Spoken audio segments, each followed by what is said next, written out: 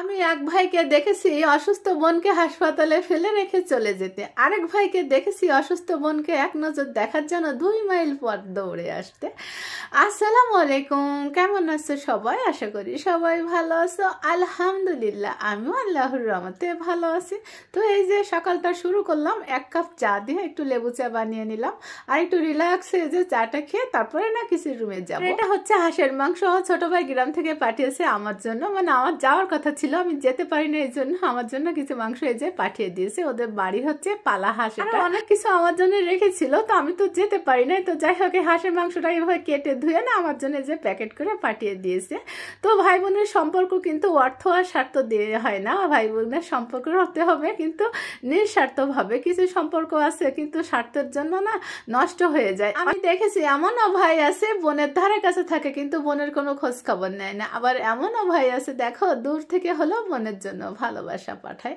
তো আল্লাহ তাআলা আমাকে একটা এমন ভাই দিয়েছেন, আলহামদুলিল্লাহ। তো দেখো কথা বলতে বলতে ওই যে আমি কিন্তু হাঁসের মাংসটা মশলা দিয়ে ম্যারিনেট করে রেখেছি, আর ওটা হচ্ছে আমি চিতই পিঠা বানাবো, তার জন্য আমি বেটারটা রেডি করলাম। তো আমি কিন্তু ওখানে 2 কাপ চাল আগে ভিজে রেখেছিলাম, পরে ব্লেন্ড করে নিয়েছি, আর কুসুম গরম পানি দিয়েছি, ওখানে লবণ দিয়েছি, আর 1/2 চামচ দিয়েছি আমি বেকিং পাউডার দিয়ে সুন্দর করে বেটারটা রেডি করে রাখছি। আর 1 লিটার দুধ আমি ওই যে জাল করতে দিয়েছি, আর এপাশে হচ্ছে আমি হাঁসের মাংসটা না রান্না বসিয়ে দিব। তো এই যে আমি এখানে সরিষার তেল দিয়েছি 1 কাপের মতো, আর গোটা গরম মশলা দিয়েছি, এখানে এলাচ দারচিনি লং ছিল আর গোলমরিচ ছিল। তো একটু ভেজে নিয়ে তারপরে এখানে আমি 1 কাপের মতো দিয়েছি পেঁয়াজ কুচি দিয়ে, আমি পেঁয়াজটা কিন্তু হালকা ভেজে নরম করে নিব। আর ফাঁকে দেখো দুধটা না একটু নেড়ে চেড়ে দিচ্ছি। তো আমি কিন্তু 3 চুলায় রান্না করি প্রায় সময়, কারণ রান্না করা দ্রুত হয়ে গেলে না আমার ভালো লাগে। তো যাই হোক এই যে পেঁয়াজটা যখন একটু নরম হয়ে আসছে তখন কিন্তু আমি ম্যারিনেট করা হাঁসের মাংসটা এই যে দিয়ে দিয়েছি, নেড়ে চেড়ে এই যে সুন্দর করে মিশিয়ে দিব। আর হাঁসের মাংস দিয়ে কিন্তু অনেক পানি বের হয়, আর আমি ওই যে পাত্র দিয়ে একটু পানি দিয়েছিলাম, এক্সট্রা কিন্তু আর কোনো পানি দিব না। যে পানি বের হবে ওই পানি দিয়ে কিন্তু ওই মাংসটা একটু সময় নিয়ে কষিয়ে নিব। আর এদিকে দেখো আমি পিঠার জন্য সাজটা রেডি করে নিয়েছি, একটু পানি ছিটিয়ে দিয়েছি, তারপর একটু তেল দিয়ে কিন্তু আমি সুন্দর করে সাজটা মুছে নিয়েছি। আর এখন এই যে আমি বেটার দিয়ে দিলাম, দিয়ে দেখো 2 মিনিট অপেক্ষা করার পরে কিন্তু পিঠাগুলো হয়ে যায়। দেখো মাশাআল্লাহ ফুলকো ফুলকো সবগুলো পিঠা হয়েছে। অনেকেই বলে গ্যাসের চুলায় না পিঠা হয় না, তো আমি এইভাবে কিন্তু চিতই পিঠা বানাই সবসময়, আমার পিঠা কিন্তু সবসময় পারফেক্ট হয়। এপাশের এই চুলাটা কিন্তু আমি বন্ধ করে রেখেছি, এখন এই যে আমি পিঠাগুলো দিয়ে দিব একে একে। তো বানাচ্ছিলাম আর এই যে দিচ্ছিলাম, আর আমি গুড়টা কিন্তু পরে দিব।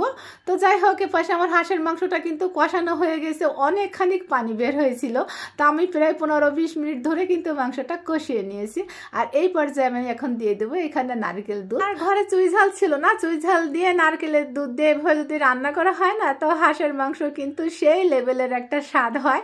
তো আমি যেভাবে হাঁসের মাংস রান্না করছি এভাবে একটু তোমরা ট্রাই করে দেখো, মুখে লেগে থাকার মতো। তো যাই হোক ওদিকে চিতই পিঠাও বানাচ্ছিলাম, আর ওই যে আমি দুধে না ভিজাচ্ছিলাম। প্রত্যেকটা পিঠা দেখো মাশাআল্লাহ একদম ফুলকা ফুলকা হয়েছে।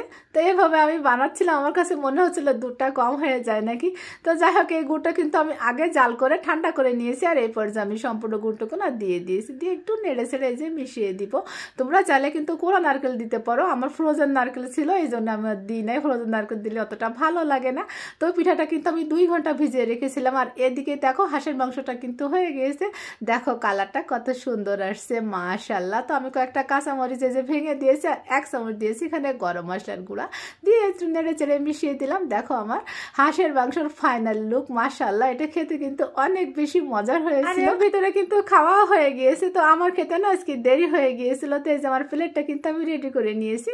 আমি হাঁসের মাংস শসা আর একটা বোম্বাই মরিচ নিয়েছি, যাকে বলো তোমরা নাগা মরিচ। 2 ঘন্টা পরে দেখো পিঠাগুলো ফুলে না ডাবল হয়ে গেছে, দুধ সম্পূর্ণ না চুষে নিয়েছে। তো আরো 1 ঘন্টা রাখলে আরো ভালো হতো। তো যাই হোক আমি একটু বিকালে সবাইকে দিয়েছিলাম, এই জন্য প্লেটে কয়েকটা পিঠা এই যে উঠিয়ে নিয়েছি।